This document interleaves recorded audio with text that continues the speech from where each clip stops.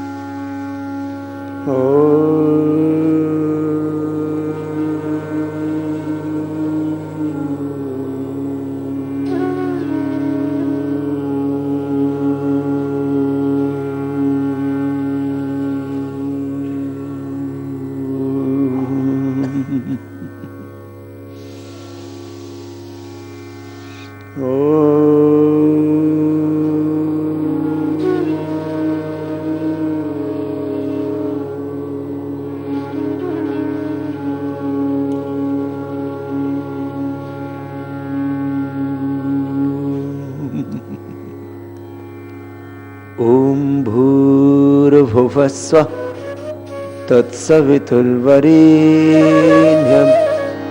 भर्गो देवस्य धीमहि धियो यो नः प्रचोदयात्। ओम भूर्भुवः स्वः तत्सवितुर्वरेण्यं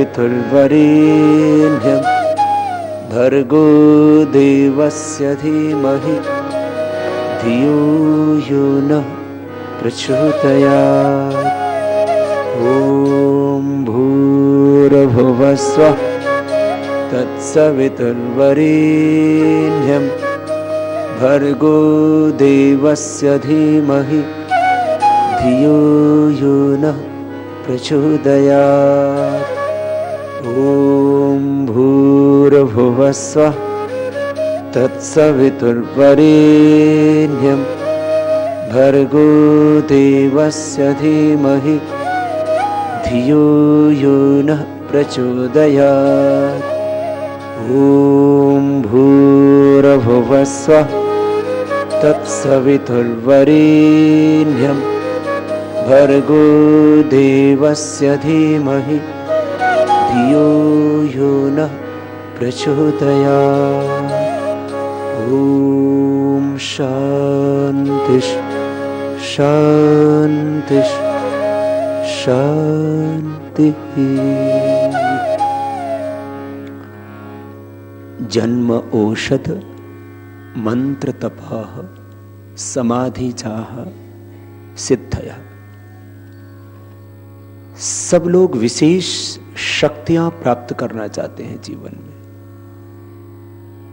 दिव्य शक्ति, अलौकिक शक्ति, अतीन्द्रिय शक्ति, आध्यात्मिक शक्ति की साधना हमारे यहाँ अपनी संस्कृति और सभ्यता में हमारे पुरखे सदियों से करते आए।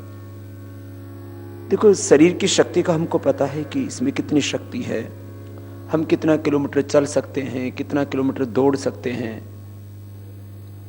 इसके पीछे फिर शरीर से बड़ी शक्ति है इंद्रियों की। हमारी आंखों में बहुत शक्ति, हमारे कानों में बहुत शक्ति, हमारे मस्तिष्क में बहुत शक्ति है। इंद्रियों की शक्ति, मन की, बुद्धि की शक्ति बहुत है। और आत्मा की शक्ति तो हम अपने शारीरिक शक्तियों का, अपने मानसिक, बौद्धिक, आत्मिक शक्तियों का करीब 1% ही सामान्य रूप से प्रयोग कर पाते हैं, और उतना भी सब नहीं कर पाते। और फिर जो परमात्मा की शक्ति है वो तो बहुत बड़ी, वो तो अपरिमित है, अनंत है, असीम है, अथाह है, अनंत है, अनलिमिटेड है, वो कल्पनातीत है। तो यदि हमारे पास शक्ति हो फिर तो जीवन में रोग होने का प्रश्न ही, रोग तो बहुत छोटी सी बात है। जीवन में हम बहुत ऊंचाई पा सकते हैं। तो शक्ति की फिर अलग अलग साधनाएं हैं। ये जो हम एलोपैथी में दवाइयां भी लेते हैं ना, इससे शक्ति मिलती है। कुछ अलग अलग प्रकार के विटामिन हैं, न्यूट्रिएंट्स हैं, माइक्रो न्यूट्रिएंट्स हैं, डिफरेंट केमिकल्स हैं, अलग अलग प्रकार के हार्मोन्स हैं, ये सब अलग अलग प्रकार की शक्ति देते हैं। स्टेरॉइड भी देते हैं। जब बॉडी का सिस्टम काम करना बिल्कुल बंद कर देता है तो उस बॉडी के सिस्टम को एकदम पुशअप करने के लिए फिर स्टेरॉइड देते हैं, तो उससे भी शक्ति मिलती है। और आदमी खाते एकदम कहते हैं अरे मैं तो एकदम अच्छा हो गया हूं, लेकिन उसके परिणाम अलग होते हैं। तो ब्रह्मांड में यदि मैं एक शब्द में बोलूं सबसे बड़ा सत्य क्या है, इस ब्रह्मांड को एक शब्द में कहूं कि ब्रह्मांड है क्या, तो शक्ति है। जो कुछ दिख रहा है वो उसमें एक एनर्जी है, एनर्जी से ही सारा यूनिवर्स चल रहा है। ये बॉडी चल रही है, आंखें देख रही है तो एक शक्ति है, इसके पीछे एक विजन है, जो गायब हो जाता है तो देखना बंद हो जाता है। हम कानों से सुन रहे हैं अभी तो आप सभी, लेकिन इनकी शक्ति कमजोर पड़ जाएगी तो सुनना बंद। हार्ट की शक्ति कमजोर पड़ जाएगी तो उसको इजेक्शन फ्रैक्शन, उसके नाम अलग अलग हैं, उस शक्ति को ना नाम अलग अलग दे देते हैं। इजेक्शन फ्रैक्शन कम हो गया तो आप डाउन चले जाते हैं। इजेक्शन फ्रैक्शन कम हुआ तो फिर आपकी कभी भी मृत्यु हो सकती है। और इसके तो दवाई भी नहीं है। जब बहुत ज्यादा कम हो जाता है तो फिर पेस मेकर लगा दिया जाता है। तो यहाँ की शक्ति कमजोर पड़ गई तो पेस मेकर लगाना पड़ेगा। फेफड़े की शक्ति कमजोर पड़ेगी तो फिर आपको एक्स्ट्रा ऑक्सीजन देना पड़ेगा। और ज्यादा कमजोर पड़ गई तो हो सकता है आपका फेफड़ा बदलवाना पड़े। हार्ट की और ज्यादा शक्ति कमजोर पड़ गई तो जब अभी, क्योंकि बाईपास या एंजियोप्लास्टी ये एक डिफरेंट चीज है, हार्ट की शक्ति कमजोर पड़ जाती है तो फिर आपके पास कोई माध्यम ही नहीं है। पेसमेकर से कुछ थोड़ा बहुत इसको पुशअप किया जा सकता है, थोड़ा करंट पास करते हैं उसमें, लेकिन वो अल्टीमेट सॉल्यूशन नहीं है। तो हार्ट की शक्ति, फेफड़े की शक्ति कमजोर पड़ेगी, पेनक्रियाज की शक्ति कमजोर पड़ेगी तो डायबिटीज हो जाती है। आंतों की शक्ति कमजोर पड़ गई तो फिर आपको अपचन हो जाता है, इंडाइजेशन हो जाता है, कॉन्स्टिपेशन हो जाता है। और आंतों की शक्ति और ज़्यादा कमज़ोर पड़ती है तो कोलाइटिस की प्रॉब्लम हो जाती है, अल्सरेटिव कोलाइटिस हो जाता है। फिर जो है वो बड़ी आंत में और ज़्यादा प्रॉब्लम बढ़ जाती है तो फिर छोटी और बड़ी आंत में दोनों जगह अल्सर्स भी होते हैं। और फिर बड़ी आंत में और ज़्यादा प्रॉब्लम आती है तो फिर बड़ी आंत की कमजोरी के कारण से कोई भी रोग हो अपने शरीर में या बाहर की फसलों में रोग आते हैं, वो कमजोर व्यक्ति के ऊपर ही, चाहे बैक्टीरियल डिजीज है, चाहे वायरल डिजीज है या वीकनेस से होने वाली कोई भी डिजीज का मतलब ही कमजोर व्यक्ति के ऊपर ही बैक्टीरिया वायरस आएंगे या भीतर का अपना ही शरीर साथ में नहीं देगा, अपना ही शरीर साथ नहीं देगा। तो ये जो सारा प्रयास है योग, आयुर्वेद, प्राकृतिक चिकित्सा का, एक्यूप्रेशर का, एक्यूपंक्चर का, मैं बहुत कुछ आज आपको इस संदर्भ में बताना चाहता हूं जो मैंने महसूस किया, अनुभव किया। या एलोपैथ की दवाइयां हैं या होम्योपैथ की दवाइयां हैं, वो सब भी उनका एक ही मकसद है, जो भीतर से नहीं मिल रहा वो बाहर से दे दो। अब मैं किसी की आलोचना नहीं कर रहा हूं, एक सिंपल सी एक कॉमन फिलॉसफी है ट्रीटमेंट की, उसकी बात कर रहा हूं। ये ट्रीटमेंट की बात नहीं, ये पूरी जीवन का विज्ञान है जो हम साइंस ऑफ लाइफ। ये क्या है, जीवन विज्ञान क्या है? अपने शरीर में एक एक सेल में शक्ति होती है, वही शक्ति कमजोर पड़ जाती है, इसी का नाम कैंसर है। अब देखो, कैंसर के बारे में बहुत तरह की मान्यताएं हैं। मैं छोटी छोटी बीमारियों के ऊपर बाद में आता हूं, सबसे बड़ी बीमारी से चर्चा शुरू करता हूं। कैंसर क्यों होता है? कैंसर होता है ज्यादा नमक खाने से। सुन लो, और सबको बताना इन बातों को भी, ज्यादा नमक खाने से कैंसर होता है। और किसी किसी को तो ऐसी आदत पड़ जाती है, ऐसे रख के चाटते रहते हैं, जैसे किसी को चौक खाने की, किसी को खड़िया मिट्टी खाने की, किसी को और कुछ खाने, कुछ को बहुत ज्यादा नमक खाने की आदत पड़ जाती है। हैवी सोल्ट इनटेक ये कैंसर को बढ़ाता है। मैं अभी सभी बीमारियों के कारण बता रहा हूं, और यदि आप उसमें से कोई भी चीज कर रहे हैं तो वो एक बड़े कारण है, उसके बाकी दूसरे भी कारण है। ज्यादा नमक खाना, ज्यादा चाय कॉफी पीना, heavy caffeine intake, red meat, pollution, environment, बहुत स्ट्रेसफुल इन्वायरमेंट होता है, घर का, परिवार का, बिजनेस का, ऑफिस का। क्या क्या बताया मैंने? ज्यादा नमक खाना, ज्यादा चाय कॉफी, फिर रेड मीट। इसका मतलब ये नहीं कि मैं मछली खाने के लिए बोल रहा हूं, लेकिन रेड मीट से तो कैंसर होता ही है। फिर जो मछलियों की हड्डियां चबाते रहते हैं उनको फिर मुंह आदि का कैंसर होता है, वो डिफरेंट चीज है, लेकिन रेड मीट से तो कैंसर होता ही है। कैंसर का सबसे बड़ा हॉस्पिटल है ह्यूस्टन में, अब वहां पर बहस ये चल रही है कि मांसाहार बंदी कर दिया जाए, लेकिन विदेशी ज्यादातर लोग मांसाहारी हैं, अपने यहां तो मिक्स है कल्चर।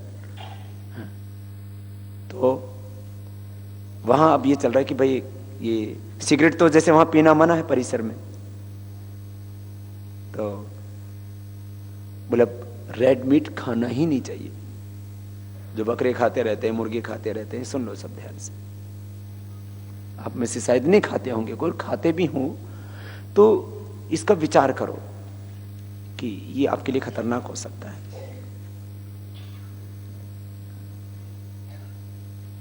फिर अगली बात, इन्वायरमेंट पोल्यूशन तो है उसका कारण, ये तो सभी को पता है। अब आजकल तो एयर, वाटर, सॉइल सब कुछ पॉल्यूटेड है। जो हम अन्न शाक सब्जियां खाते हैं वो भी पॉल्यूटेड है। हम तो कोशिश करते हैं कि आपको ज़्यादातर शाक सब्जियां पतंजलि के फार्म से ही दी जाएं, क्योंकि पतंजलि का जो भी यहाँ खेत हैं उनके ऊपर अभी बहुत बड़ा शोध चल रहा है। पिछले कई वर्षों से हम ये विष मुक्त खेती कर रहे हैं, इसको अंग्रेजी में जो है ये ऑर्गेनिक एग्रीकल्चर बोलते हैं, और उसका हम प्रशिक्षण का काम शुरू कर रहे हैं। क्योंकि ये पोल्यूशन जो एयर से आता है, देखो हम जो भी इनटेक कर रहे हैं वो सब हमारे अंदर जाकर के, कोई भी चीज अंदर ऐसे नहीं कि हवा अंदर चली गई और निकल गई, नहीं।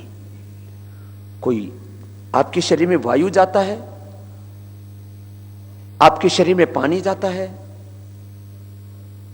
आपके शरीर में कोई खाना जाता है, शाक सब्जियां फल कुछ भी, खाना, पानी, हवा, ये तो आप डायरेक्ट इनटेक करते हो मुंह से, और ये तो थोड़ी देर के लिए होता है। आप पानी कितनी बार पिएंगे? 5 बार, 10 बार दिन में। खाना कितनी बार खाएंगे? 2-3 बार। खाना 2-3 बार, पानी 5-6 बार पिएंगे आप दिन में। हवा 24 घंटा उसका इंटेक करते हैं आप, और वो अंदर जाकर के अंदर रह जाती है। और देखो जब हम खाना खाते हैं तो उसका जो अवशिष्ट भाग है, जिसको हम मल कहते हैं, मूत्र कहते हैं, वो निकलता है जिसकी रिक्वायरमेंट नहीं है आपकी बॉडी को, और वो ले नहीं सकता। उसमें से जो एक्सट्रैक्ट निकाल लेता है आपकी जो बॉडी है ना, ये आंतें जो है वो एक्सट्रैक्ट निकालने का काम करते हैं। जो आप खाना खाते हैं वो ताज जिंदगी आपके शरीर में रहता है। जो आपने मां का दूध पिया था वो अभी भी आपके शरीर में है। कहां है? हड्डियां बन करके, मांसपेशियां। तो जो मूल मांसपेशियां हैं आपकी, जो मूल नाड़ी तंत्र है, जो मूल नर्वस सिस्टम है आपकी, जो बेसिक बोन्स हैं, ये सब किससे बनी है? मां के खून और मां के दूध से। बेसिक बोन्स मां के गर्भ में बननी शुरू हुई, तो वो जो नाभि जुड़ी हुई होती है, जब आप मां के गर्भ में होते हैं, मां के उदर में होते हैं, स्त्री हो या पुरुष हो, सब पैदा तो मां से ही होते हैं सब, तो यहां से काटा जाता है। तो बेसिक जो बोन्स हैं वो मां के खून से और फिर मां के दूध से बनती है, और बेसिक बॉडी का स्ट्रक्चर। उसके ऊपर फिर दूसरे उसकी वृद्धि होती है बाद में। जैसे पहले बच्चे की क्या हाथ इतने थे, तो बाद में फिर वो इतने हो गए, इतने हो गए, फिर इतने हो गए हमारे। तो बेसिक जो स्ट्रक्चर है, तो वो मैं कह रहा था कि मां के शरीर में जो आपके भीतर गया, पैदा होने के बाद जो मां का आपने दूध पिया, और जो हर दिन आप खाना खा रहे हैं, वो ऐसा नहीं कि आपने ऊपर से खाया और नीचे से पैखाने से निकल गया, नहीं। उसकी बोन्स बन जाते हैं, उसके मसल्स बन जाते हैं, उसका ब्लड बन जाता है, उसकी जो है पूरा का पूरा जो पूरा सिस्टम फॉर्म होता है, और ये पुराना खत्म होता रहता है, नया बनता रहता है। चाहे वो WBC हैं, चाहे RBC हैं, चाहे प्लेटलेट्स हैं, चाहे आपके बोन्स हैं, चाहे आपके मसल्स हैं, ये सब पुराने खत्म होते रहते हैं, नए बनते रहते हैं। इसी को ही मेटाबॉलिज्म कहते हैं। एनाबॉलिज्म नई सेल्स का बनना, कैटाबॉलिज्म पुराने सेल्स का खत्म होना, और दोनों का बैलेंस वे में चलना, इसको मेटाबॉलिज्म बोलते हैं। ये मेटाबॉलिज्म गड़बड़ हो जाता है तो फिर किसी की हड्डियां बहुत बढ़ जाती हैं, किसी की हड्डियां घट जाती हैं, किसी का मोटापा बहुत बढ़ जाता है, कोई अंडरवेट हो जाता है, किसी का हेमोग्लोबिन बहुत डाउन हो जाता है, किसी का बढ़ भी जाता है। जैसे बहुत लोगों की, ज्यादातर लोगों की प्रॉब्लम ये होती है कि खून कम है। आप में से भी बहुतों का हीमोग्लोबिन कम होगा, लेकिन आप प्राणायाम करेंगे तो आपका हीमोग्लोबिन एकदम परफेक्ट रहेगा। ये मेरे पिछले 15-20 सालों का प्राणायाम का एक्सपीरियंस है। बाकी योग का, आसनों का, ये तो मैं 15 साल की उम्र से कर रहा हूँ, अलग है। 15-20 वर्षों से जो ज्यादा प्राणायाम कर रहा हूँ उसका एक्सपीरियंस मैं आपसे कह रहा हूँ।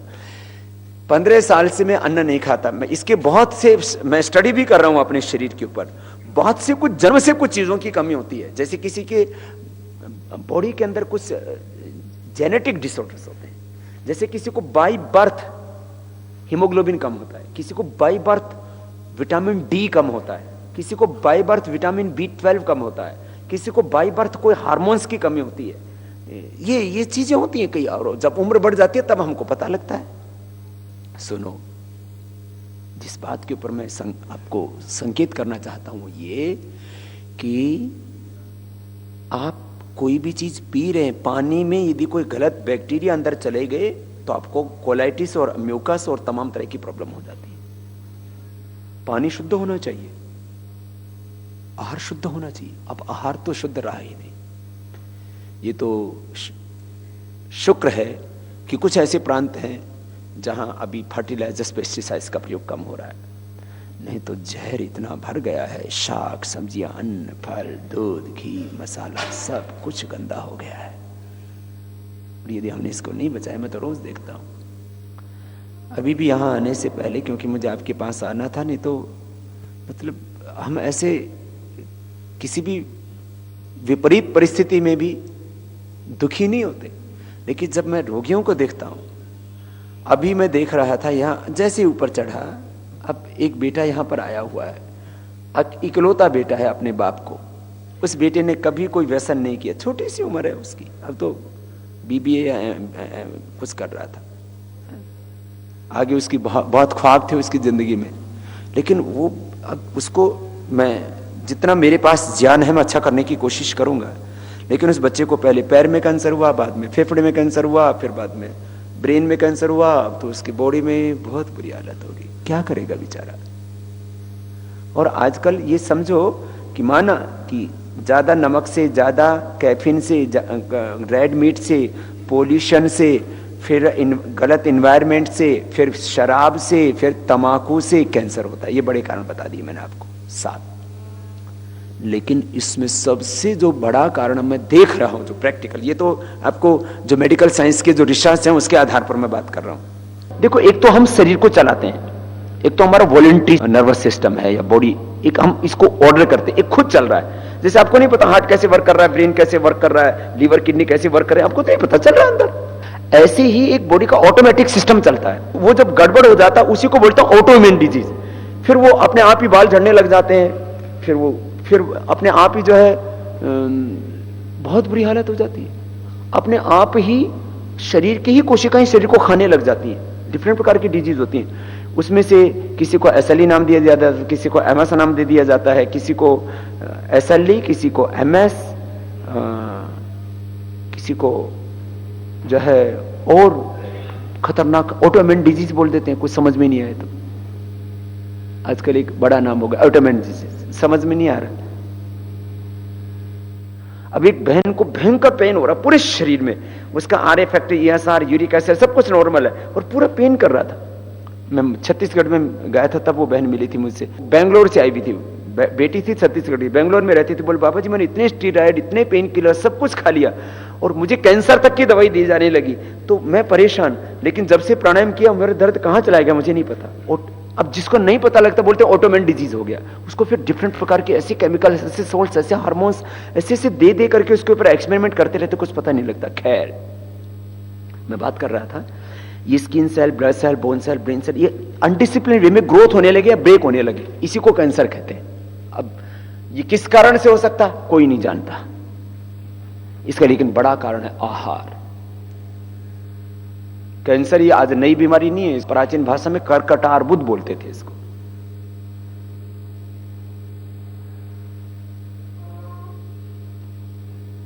रक्तचाप, मधुमेह, हार्ट, हृदय रोग, हार्ट प्रॉब्लम्स जो है, ये सब बीमारियां बहुत पुराने समय से ही है, कोई नई नहीं है।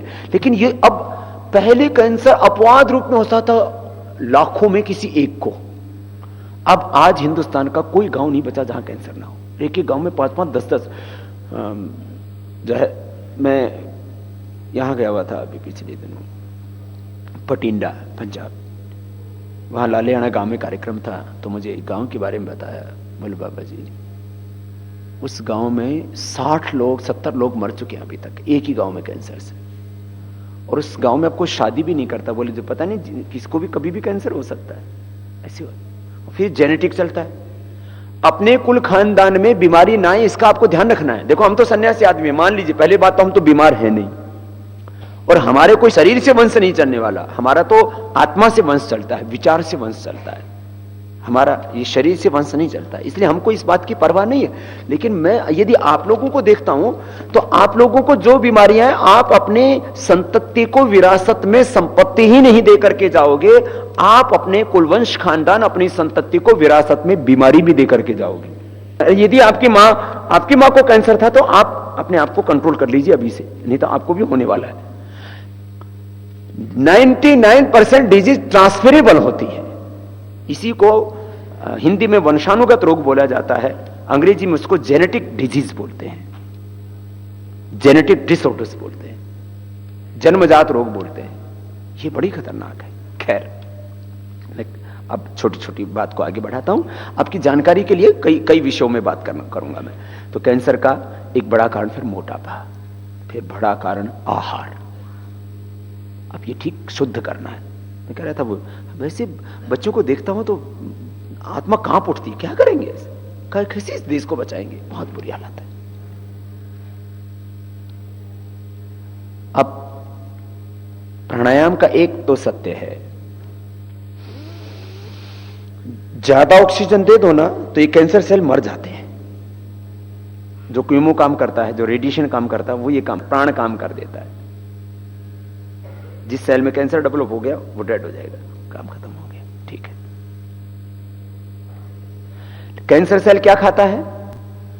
जो कैंसर की कोशिकाएं, फैट और तंबाकू, बीड़ी, सिगरेट, शराब, कोका कोला, पेप्सी, जितनी भी खराब चीजें हैं, जितनी भी खराब चीजें हैं, पॉल्यूशन, कार्बन डाइऑक्साइड, जो भी खराब चीजें हैं वो खाना है इसका। ये भूत है भीतर का, इसे कहते हैं भूत प्रेत, वो चीजें खाते हैं जो नॉर्मल इंसान नहीं खाता। दो तरह की कोशिकाएं हमारे शरीर में, एक है हेल्दी, एक अनहेल्दी। हेल्दी कोशिका क्या खाती है हमारे शरीर की, किस पर जीवित रहती है? एक तो शुद्ध खाना और शुद्ध हवा, ऑक्सीजन। ऑक्सीजन पर हेल्दी सेल जीवित रहते हैं, और अनहेल्दी सेल जो कैंसर आदि के सेल होते हैं, ये क्या खाते हैं? Carbon dioxide. उसको ज्यादा ऑक्सीजन दोगे तो मर जाएगा वो, ऐसा है। ये तो खैर कैंसर के बारे में मैंने थोड़ी सी बात की, अभी तो ब्रेन के ऊपर बाद में जाऊंगा। आपसे मैं बात ही कह रहा था, सब कुछ शक्ति से चल रहा है। शक्ति ठीक है तो आपकी बॉडी के सभी सेल, पूरा सिस्टम एकदम ठीक रहेगा, और शक्ति कमजोर पड़ गई तो सिस्टम पूरा कोलैप्स हो जाता है। और एक एक सेल में, स्किन सेल, ब्लड सेल, अब स्किन सेल में कमजोरी आई तो चमड़ी की बीमारी। मैंने सब आपके सामने पहले एक्सप्लेन किया है पूरा कि योग का पूरा मैकेनिज्म क्या है, कैसे योग कैसे ठीक करता है लोगों को, इसका प्रोसीजर क्या है। तो पूरी बॉडी के मैकेनिज्म को योग बैलेंस करता है। फिर तो 24 घंटे का समय होता है हर दिन, उसमें सामान्य व्यक्ति के लिए 1 घंटा, रोगी व्यक्ति के लिए 2 घंटा योग चाहिए। और जो कैंसर आदि के रोगी, उनको तो सुबह शाम 2-2 घंटा प्राणायाम करना चाहिए, ध्यान करना चाहिए। योग ऋषि स्वामी रामदेव जी महाराज के पतंजलि आयुर्वेद के सबसे अच्छे व सबसे सस्ते स्वदेशी उत्पाद पतंजलि चिकित्सालयों व आरोग्य केंद्रों के साथ साथ अब दिल्ली, हरियाणा और पंजाब के खुले बाजार में भी उपलब्ध। तो प्राण साधना है, दूसरा मंत्र साधना। कुछ शक्तियां जन्म से होती है, जो है महर्षि पतंजलि ने जन्म, औषध, मंत्र, तप, समाधि, 5 साधन बताए विशेष शक्तियां पाने के। आप लोग जो विशेष शक्तियां पाना चाहते हैं तो एक तो जन्म से होगी, वो तो हमारे पूर्व जन्म का तप है जो हमें इस जन्म में मिल गया। अब मैं इसको आत्म प्रशंसा के लिए नहीं बोल रहा हूं, एक बिल्कुल अपने से जुड़ा हुआ उदाहरण दे रहा हूं। मुझे तो कभी नहीं पता था कि दुनिया के करोड़ों लोग मुझसे आरोग्य पाएंगे, और मैं इस श्वासों की दवा से लोगों को ठीक करूंगा। आज पूरे वर्ल्ड में प्राण को, ऑक्सीजन को एक मेडिसिन का दर्जा मिल चुका है। लेकिन कभी ये सबको पता था कि इससे हम जिंदा रहते हैं, ऐसा करके ऐसा करके किसी की बीमारियां ठीक हो जाएंगी, ये किसी ने नहीं सोचा था। इसलिए जब लगभग 20 साल पहले हमने ये शुरू किया तो पूरी दुनिया ने हम पर आरोप लगाया, लेकिन हमने कहा भाई ये तो सत्य है। लेकिन उस सत्य को अनुभव किया। ये सत्य, इसको बोलते हैं कुछ सिद्धियां, कुछ शक्तियां किसी को जन्म से मिल जाती हैं। प्रभु ने अनुग्रह किया कि बेटा जा, अब सारी दुनिया दवाओं से भर चुकी है और उसको एक ऐसी दवा की जरूरत है जिसको गरीब से लेकर के अमीर तक हर अपना सकता है और संपूर्ण आरोग्य पा सकता है। वो प्राण की औषधि है। तो इसमें कोई मेरा कोई योगदान नहीं, लेकिन ये मुझे मिल गई ये शक्ति। आप सबको भी बता दिया मैंने, अपने पास छिपा के भी नहीं रखा इस ज्ञान को कि कोई मेरे पास आएगा मैं उसी को दूंगा। जन्म से जैसे आपको अलग अलग रूप मिले हैं, कोई थोड़े गेहुआ कलर है मेरी तरह से, किसी कोई का गोरा कलर है, किसी का थोड़ा सांवला है। इसमें कोई मैटेरियल सेम है, पैकेजिंग अलग अलग है। तो मैं इस चीज के ऊपर कभी जो है ज्यादा ध्यान नहीं देता हूं। अंदर मटेरियल तो सेम है, तो आपको अच्छा मटेरियल चाहिए, पैकिंग चाहिए। अब आटा खाना है या ऊपर की पैकिंग खानी है, लेकिन दुनिया सारी पैकिंग के पीछे पागल हो रखी है। पत्नी गोरी है या काली है, हमारी माँ गोरी है या काली है, पिता हमारा गोरा है या काला है, गुरु हमारा गोरा है या काला है, इसको मत देखो। आजकल तो गुरु भी लोग जो है ना, बोले मुझे गुरु बहुत अच्छे लगते, क्यों? बोले हमारे गुरु जी गोरे हैं। मैंने कहा शादी करनी है क्या? गुरु में भी जो है वो गोरापन देखने लग गए। भाई गुरु गोरेपन से नहीं किया जाता, गुरु का तो ज्ञान है माध्यम।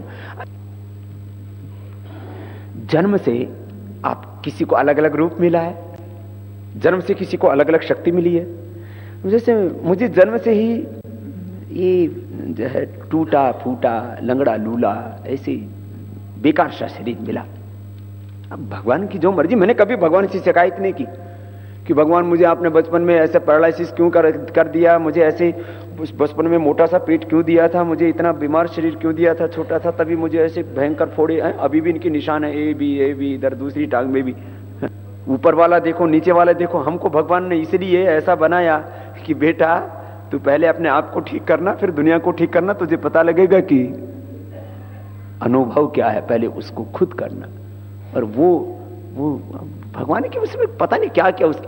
मैंने कभी भगवान से शिकायत नहीं की मुझे सामान्य घर में क्यों पैदा किया, मुझे गांव में क्यों पैदा किया, इतने अंधेरे में क्यों पैदा किया। मैंने कभी नहीं सोचा कि मैं किसी बहुत बड़े खानदान घर कुल में पैदा होता जिसमें लाखों करोड़ों अरबों की संपत्ति होती। मैं तो कहता हूं भगवान ने मुझे इंसान बना दिया, इससे बड़ी संपत्ति मेरे लिए कुछ नहीं है।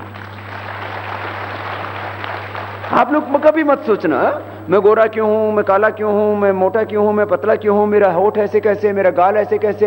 ये कोई देखने की, भगवान ने इंसान बना देना बहुत है, बस उसका शुक्रिया। सुनो, जन्म से हमें कुछ शक्तियां प्राप्त होती हैं। किसी की मेमोरी बहुत शार्प होती है, किसी का रूप बहुत अच्छा होता है, किसी का शक्ति शरीर में बहुत ज्यादा होती है। तो कुछ मुझे दिया है भगवान ने, कुछ सबको अलग अलग दिया है सबको। किसी को स्वर बहुत अच्छा होता है, कुछ बचपन से ही ऐसे गाते उनको सीखना ही नहीं पड़ता, और कुछ उनको संगीत कितना ही सिखाओ वो गर्दभ स्वर, और कुछ ऐसी बिना ही ट्रेनिंग के अच्छा गा लेते। ये स्वर भी तो जन्म से है, ये शक्तियां हमें प्राप्त होती हैं। स्वर की शक्ति है, मस्तिष्क की शक्ति है, शरीर की शक्ति है, किसी की तो और अलग अलग तरह की शक्तियां। हाँ खैर, इसका विस्तार आप खुद कर सकते हैं। जन्म से ही हमको बहुत सी चीजें मिलती है, जाति आयु भोग, ये जन्म से भी मिलते हैं अपने को। जैसे जन्म से ही कोई करोड़पति अरबोपति है, कुछ वो सुचितापूर्ण है अशुचितापूर्ण तरीके से अर्जित किया है, वो बाद का विषय है। अब कोई जन्म से ही पैदा होता है तो अरबोपति है। कोई ये जन्म से प्राप्त होने वाली शक्तियां हैं। धन की शक्ति, तन की शक्ति, मन की शक्ति, बुद्धि की शक्ति, आत्मा की शक्ति। कुछ जन्म से इतने पवित्र आत्मा होते हैं कि उनके पास आप बैठे हो ना, आपको अच्छा लगता है, इतने शांत होते हैं। कुछ विशेष शक्तियां जन्म से ही प्राप्त होती है।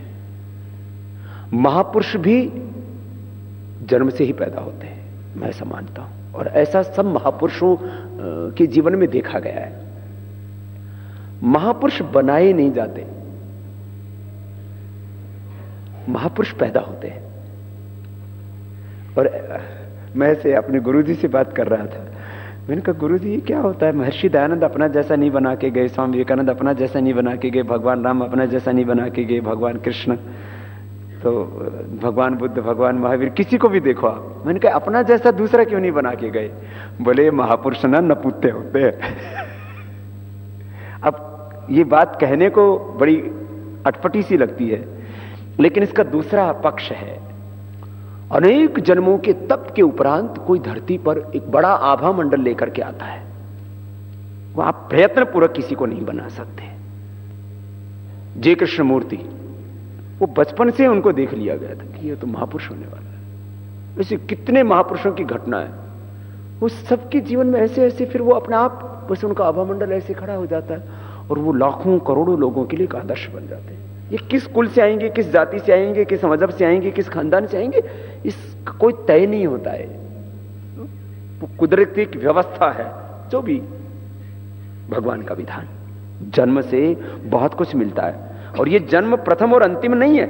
इसलिए जीवन में हमेशा सत्य की राह पर, धर्म की राह पर, पुण्य के मार्ग पर चलते रहना और सबकी यात्रा शुभ की है, उधर ही आगे बढ़ते रहना। यावत जीवित सुखम जीवित ऋणम कृत्वा घृतम पवीत भस्मीभूत तस्य देह से पुंडागनम कुता, ऐसा नहीं मानना। ये प्रथम और अंतिम जन्म नहीं है, तो जन्म का शाश्वत प्रवाह है। जन्म से हमें विशेष शक्तियां प्राप्त होती हैं।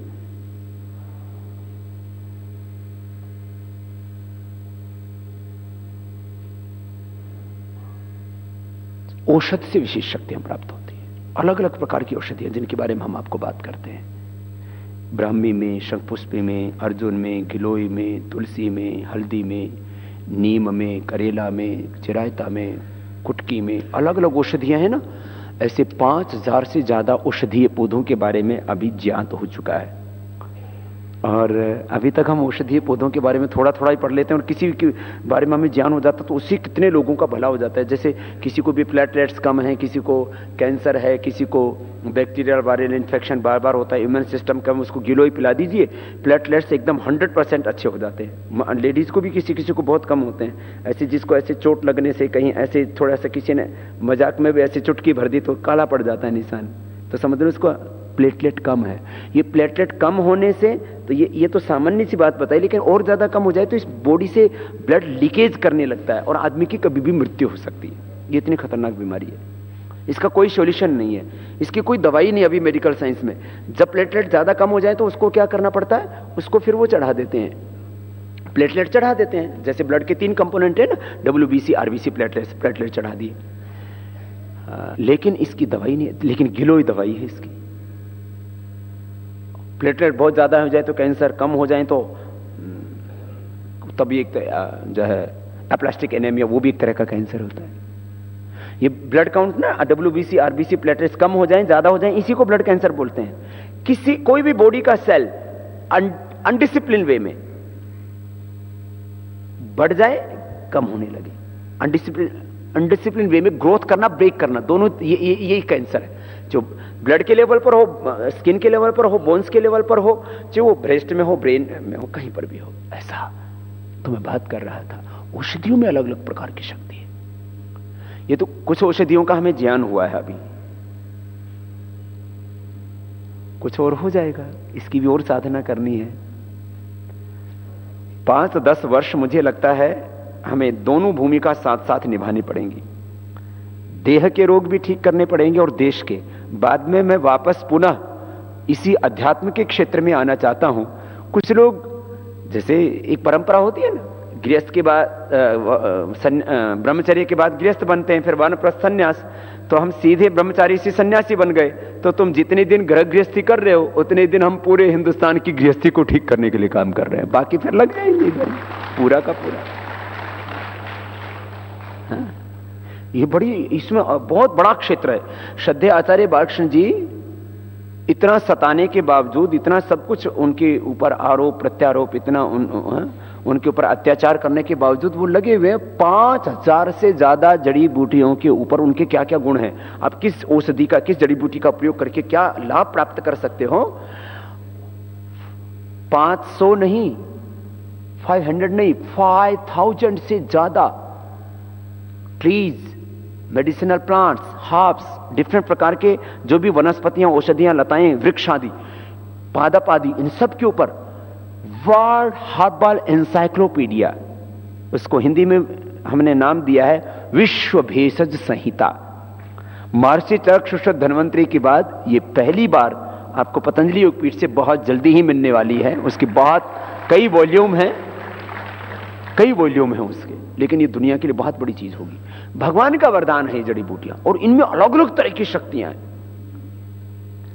मैं आज इसमें ज्यादा डिटेल में नहीं जाना चाहता, माने अद्भुत चीजें हैं साहब।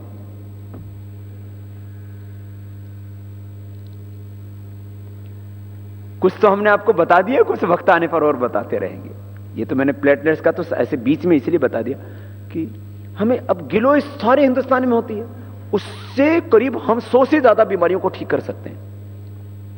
मैं तो कहता हूं थोड़ा सा हमें सहयोग मिले। दरअसल हमें जो मिला हमने सब सेवा में लगा दिया। जो भी लोगों ने दान दिया, सहयोग किया, आपने सबने देखा है, देश नहीं पूरी दुनिया के इतिहास में, ज्ञात इतिहास में, ये मैं अपना श्रेय लेने के लिए नहीं, देश के 11 करोड़ से ज्यादा लोग जो इस आंदोलन से सीधे जुड़े, उन सबके सहयोग से ये इतनी बड़ी चीज खड़ी हो गई। योग, आयुर्वेद और सांस्कृतिक पहलू को लेकर के जितना बड़ा अनुष्ठान पतंजलि योगपीठ में चल रहा है, उतना बड़ा पूरी दुनिया में कहीं पर नहीं।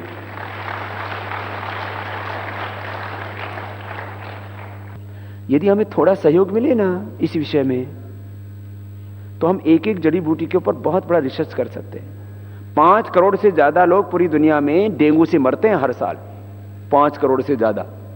हम एक भी डेंगू का पेशेंट को डेंगू से नहीं मरने देंगे, बाकी किसी से मरे तो अलग बात है। ये औषधि हमारे पास है। हिंदुस्तान में तो अब लोगों को नहीं मर रहे हैं अब डेंगू से ज्यादा। सबको बता दिया हमने, गिलोय का रस पियो, प्लेटलेट बढ़ जाएंगे, हम नहीं मरोगे। बाकी आप बुखार की कोई भी, चाहे आयुर्वेद की दवाई ले लो, एलोपैथ की ले लो। डेंगू से क्यों मरते हैं लोग, पता है आप लोगों को? प्लेटलेट डाउन हो जाते हैं, आदमी मर जाता है। उसको चढ़ाओ तो भी डाउन हो जाते हैं। बॉडी का सिस्टम ही एकदम कहते हैं कोलैप्स हो जाता है। वो ऐसा वो मच्छर ऐसा वायरस डाल देता है अंदर। अब हमारे पास औषधि है और सबको बता भी दिया है, क्या है? गिलोय है। अब इसके ऊपर थोड़ा सा, अब देश के लोगों को तो हमने बता दिया, ये खा भी लेते हैं, ठीक भी हो जाते हैं। दुनिया के लोग नहीं मानते। हम ये 5 करोड़ लोगों की जान बचाएंगे, और 5 करोड़ लोगों ने यदि 5-5 रुपए की भी गिलोय की गोली खा ली तो कितने की हो गई जी? भाई पैसे का हिसाब तो मेरे से ज्यादा आप लोग जानते होता है ना, हैं? 25,000 करोड़। 25,000 करोड़ रुपए का तो खाली हम गिलोय की गोली को बेच करके दुनिया से भारत की अर्थव्यवस्था में वृद्धि कर सकते हैं। हाँ? ये तो मैं जो भी हो उसका सामान्य बात बता रहा हूं। ये तो खाली एक तरह के जो डेंगू से मर रहे हैं, बाकी जिनके प्लेटलेट्स कम हैं और जिनको बैक्टीरियल वायरल इन्फेक्शन होते हैं। आज अब पूरी दुनिया में रिसर्च से साबित हो चुका है, सर्दी जुकाम बुखार के लिए जो भी दवाएं ली जाती हैं एंटीबायोटिक्स, वो बड़ी डेंजरस है, नहीं लेनी चाहिए। तो गिलोय लो, थोड़ा सा तुलसी मिला दो, हो गया काम। लेकिन हम कर रहे हैं तो हमको रोका जाता है। इसमें रिसर्च क्या करना पड़ता है? इसमें एनिमल ट्रायल करने पड़ते हैं। अब एनिमल ट्रायल करने के लिए चूहे रखने पड़ते हैं, खरगोश रखने पड़ते हैं, और तमाम तरह की जीव जंतु रखने पड़ते हैं, फिर वैज्ञानिक रखने पड़ते हैं। उसके लिए फिर करोड़ों रुपए की मशीन भी रखनी पड़ती है। उसके लिए डिफरेंट प्रकार का इन्वायरमेंट जो उसको पैदा करना पड़ता है, फिर उसके ऊपर ये सब चीजें की जाती है। अब एक बीमारी के लिए मैं बात कर रहा हूं, अब क्योंकि अब ये योग तो है नहीं, योग तो हमने करवा दिया, लेकिन आयुर्वेद के लिए रिसर्च के लिए बहुत बड़ा इंफ्रास्ट्रक्चर चाहिए, फिर वर्ल्ड क्लास इंफ्रास्ट्रक्चर चाहिए, और उसके ऊपर हर महीने 5-10 करोड़ रुपए खर्च करने के लिए चाहिए हर महीने कम से कम। तब जाकर के, ये तो एक बीमारी की बात बताई, ऐसे हमारे पास कितनी कितनी अद्भुत जड़ी बूटियां हैं, हेपेटाइटिस के लिए, किडनी के लिए, हड्डियों के रोग के लिए, कैंसर के लिए, बीपी के लिए, शुगर के लिए। पूरी दुनिया में 2-4 बीमारियों को छोड़कर के किसी भी बीमारी का क्योर नहीं है ना। आज मैं आपके सामने 100 से ज्यादा बड़ी बीमारियों का हमारे पास क्योर है। बीपी का, थायराइड का, हेपेटाइटिस का, अर्थराइटिस का, स्किन डिसऑर्डर्स का, सबका क्योर है, जो आपको इस छोटी सी पुस्तक में मिलता है, औषध दर्शन में। ये घरेलू उपचार मैं सबको जो है उपलब्ध करा दूंगा कल। ये सब पढ़ना, इसमें सब दिया है हमने, किस बीमारी में कौन से घरेलू उपचार करना। हल्दी की, तुलसी, मेथी, ये घृत कुमारी, ये नीम, इन सब के क्या गुण हैं, लौकी के क्या गुण हैं, खीरा, करेला, टमाटर, ये सब, ये आपको सबको उपलब्ध करा देंगे। सब पढ़ना, सबको बताना, छोटी छोटी बातें। औषधियों में बहुत शक्ति है। हाँ, ऐसी औषधि होती है आपको लेते ही अरे ये तो एकदम ठीक हो गए। और अब इस विषय में दरअसल क्या, फिर निरंतर शोध की आवश्यकता रहती है। तो हमने कुछ काम तो कर दिया, हमने लाखों लोगों को किडनी ट्रांसप्लांट से बता दिया, लाखों लोगों को लिवर ट्रांसप्लांट से बता दिया, लाखों लोगों को हार्ट के ऑपरेशन से बचाया, लाखों लोगों को घुटने कमर के ऑपरेशन से बचाया, लाखों लोगों की आंखों को, कानों के ऑपरेशन से, लाखों लोगों को कैंसर से बचाया। ये सब काम हो चुका है, ये तो जो हो चुका है। और 100 से ज्यादा बड़ी बीमारियों का क्योर है। जड़ी बूटियों में बड़ी शक्ति है। उसके लिए फिर जो है एक अच्छे वैद्य से उसका पता लगना चाहिए आपको। चलिए, ये 2 बातें तो होगी, जन्म से, औषधि से, मंत्र से शक्तियां मिलती हैं। अब जैसे आप बैठे हैं, आप कुछ भी, जो भी मंत्र हैं अलग अलग प्रकार के, एक वैदिक मंत्र है, आर्ष मंत्र उनको बोला जाता है। उस मंत्र के उच्चारण करने से, चैंट करने से, जप करने से अलग प्रकार की शक्तियां मिलती है। जैसे ओम भूर्भुवस्वः तत्सवितुर्वरेण्यं भर्गो देवस्य धीमहि धियो यो न प्रचोदयात्। ओम त्र्यंबकं यजामहे सुगंधिं पुष्टिवर्धनम् उर्वारुकमिव बन्धनान् मृत्योर्मुक्षीयमामृतात्। अलग अलग मंत्र। ओम विश्वानि देव सवितद्दुरितानि परासुव यद्भद्रं तन्न आसुव। ये मंत्र कोई दक्षिणा लेने के लिए नहीं है। हम लोगों ने यही समझे कि कर्मकांड करने के लिए हैं, ये मंत्र दे दो तो इतने दक्षिणा वाला है, ये मंत्र बोल दो तो इससे ये है, ये मंत्र ठीक है। कर्मकांड में उनको जोड़ दिया गया है, वो हमारी आस्था और विश्वास के साथ जुड़ गए, वो एक अलग प्रश्न है। इन मंत्रों में बहुत बड़ा विज्ञान है, इन मंत्रों में बहुत बड़ी शक्ति है। मंत्र के जप करने से अलग, जैसे मैं आपसे बोलता हूं ना, आप 3000 बार रोज कपालभाति कीजिए, 1 महीने में करीब 1 लाख, 9 महीने में करीब 9 लाख बार। जैसे आपने अनुष्ठान को सुना है, 9 लाख बार गायत्री का जप किया, इतना करोड़ गायत्री का जप किया, ऐसे सुनते हैं आप। फिर उसको ये शक्ति मिली। जैसे प्राणायाम का एक तप है, तप से सिद्धि होती है और लास्ट में है, उसको मैं पहले बोल रहा हूं ये, क्योंकि आपने देख लिया है। जैसे 9 लाख बार कोई यदि कपालभाति करे तो उसके पूरे शरीर का कायाकल्प हो जाता है। आप कोई भी करके देख लो। ये जो ये परमजीत किथों बैठा है, खड़ा हो जा। 9 लाख बार तुझे कपालभाति करना है तो मेरे जैसा पतला हो जाएगा, और 9 महीने लगेगा। अब 9 महीने में तो आदमी को पैदा होने में लग जाते हैं। जब मां के गर्भ से पैदा होने में 9 महीने लगे तो गुरु का गर्भ है ये। अब ये प्राणायाम करना है तो ये गुरु की जो शिक्षा है उसको आचरण में लाना, जैसा गुरु कहे वैसे ही जीना। जो गुरु ने दे दिया, जैसे मां ने जो दे दिया वो खाना, और जैसे मां रखती है वैसे रहना। ये मां का गर्भ है, तो गुरु का गर्भ क्या है? गुरु ने जो कह दिया वही खाना, और जो गुरु ने कह दिया वही करना। तो ये गुरु का गर्भ है। 9 महीने में एक नया परमजीत पैदा हो जाएगा, जो दिखने में पहले जैसा होगा, लेकिन उसका शरीर, उसका विचार, उसका आहार, उसका स्वभाव, उसकी आदतें सब बदली हुई होंगी। अब जैसे 2 ही दिन हुए इसको, अब इसने कहा बाबा जी मैं दारू नहीं पीऊंगा। पहले कितनी बार पी लेता था? रोज। अच्छा, यहां अब 2 दिन से अब दारू पीने की इच्छा नहीं हो रही? नहीं जी। इसलिए कहते हैं गुरु ऐसा प्रेम का, भक्ति का रस पिलाते हैं जिससे सारे रस फिर निरस लगने लगते हैं और जीवन सरस बन जाता है। इसलिए जिसके भी लड़के लड़कियां दारू पीने लग गए हों, जिसका पति दारू पीने लग गया हो, जिसकी पति पत्नी कोई बिगड़ गए हों, तो बाबा जी के पास भेज देना, हम ठीक कर देंगे। सच्ची बात बता रहा। यहां कुछ नहीं करते हम, कोई हम इसको थोड़ी बोला कि इसको दबाव थोड़ी डाला कि छोड़ दे। तो आप में से कितने होंगे जो प्राणायाम कर रहे थे लगातार, उनका नशा छूट गया, बीड़ी सिगरेट शराब गुटखा?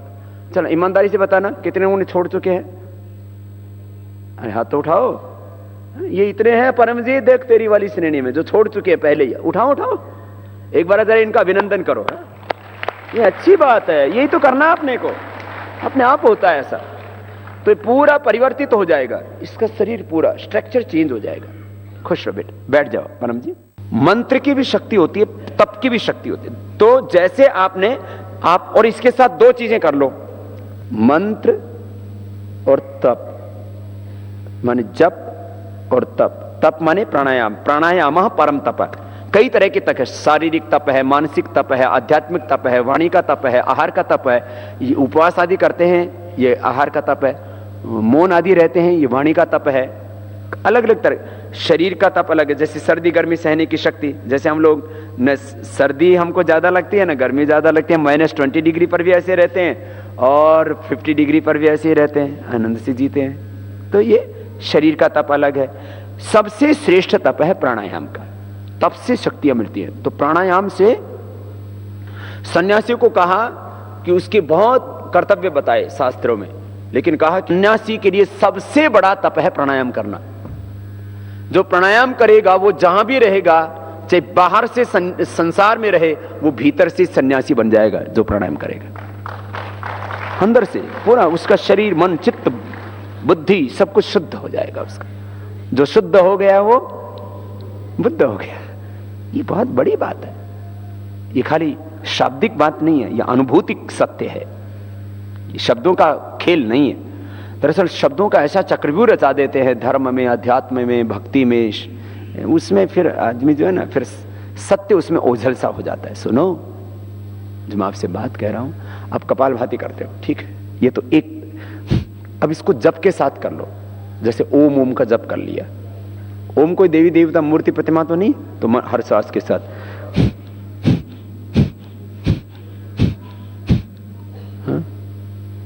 ओम ओम, हर श्वास के साथ।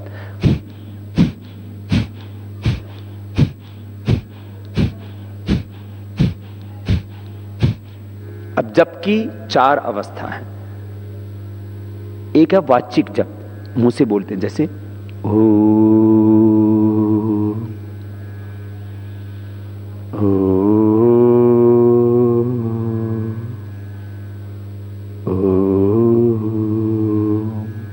या ऐसे ही बोलते ओम ओम ओम ओम। मुख से बोला इसको बोलते वाचिक जप। खाली होठ हिलते रहे, जैसे हमारे बड़े बुजुर्ग भगवान का नाम लेते हैं ना, तो वैसे होठ हिलते रहते हैं, हम देखते हैं।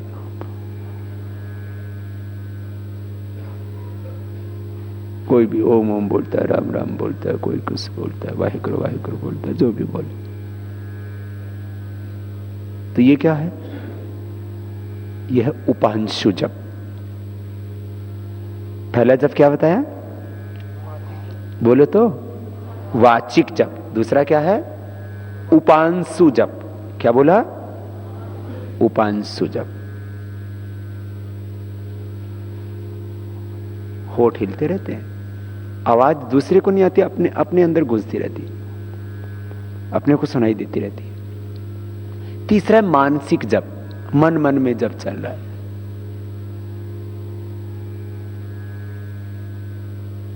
जब ऐसे जप करते रहते ना, कोई भी जप करके देख लेना, ओंकार का, गायत्री का, किसी भी मंत्र का,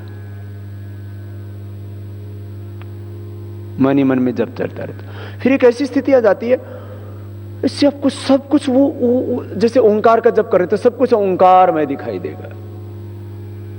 ब्रह्मेदम अमृतम पुरस्तात् ब्रह्म पश्चात् ब्रह्म दक्षिणतश्च उत्तरेण अधश्च ऊर्ध्वं च प्रसृतम ब्रह्म इदम विश्वम इदम वरिष्ठम।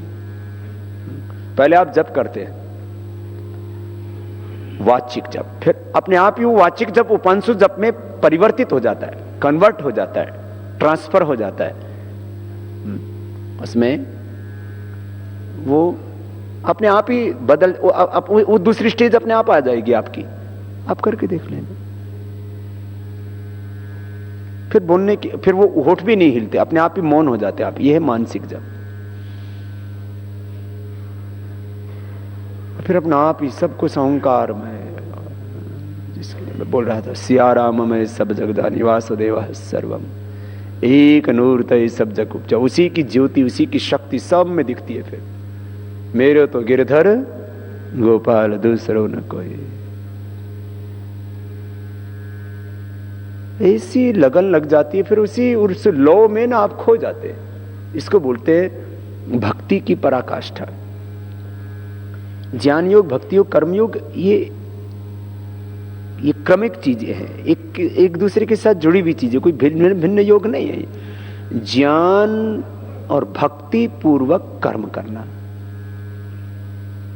शुद्ध ज्ञान, शुद्ध कर्म, शुद्ध उपासना, ये प्रभु प्राप्ति का एक निर्दोष मार्ग है। खैर,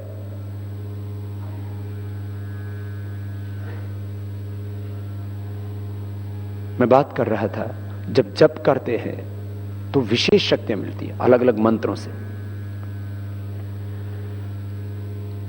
पूरी दुनिया में जितने भी धर्म, संप्रदाय, मजहब हैं, सब में इसकी बड़ी विशेषता है। वहां सब जगह जप का विधान है। अलग अलग मंत्र उनके डिफरेंट हो सकते हैं भाषाओं के आधार पर, क्योंकि भगवान, ऐसा तो है नहीं कि भगवान को अंग्रेजी, फारसी सब समझ में नहीं आती। भगवान को सारी भाषाएं समझ में आती है। भगवान तो तुम्हारे अंतर, ये एक पूरी दुनिया को ना एक डिफरेंट प्रकार से भगवान नियंत्रित करता है। सबके चेतना के तार उस परम चैतन्य से जुड़े हुए हैं। हमारे भीतर जो कुछ घटित हो रहा है, सब कुछ वो परमात्मा देख रहा है। कई बार हम छुपाने की कोशिश करते हैं, मुझे पति ना देखे, पत्नी ना देखे, बच्चों को ना पता लगे, मेरे गुरु को पता ना लगे, मेरे पड़ोसियों को पता ना लगे, सरकार को पता ना लगे। अरे मेरे भाई, भगवान को तो सब पता है ना। वो अंतर्यामी है, वो सर्वव्यापक है। इसलिए सबके हृदयों में वो विराजमान। बात आपस में मंत्र की कर रहा था। जन्मौषध मंत्र से विशेष शक्तियां मिलती, इसे आप कपालभाति के साथ जप भी कर सकते हो। वैसे कपालभाति प्राणायाम का एक मंत्र होता है। सीधे बैठो, जरा मेरे साथ बोलेंगे, ओम भूः, ओम भुवः, ओम स्वः, ओम महः,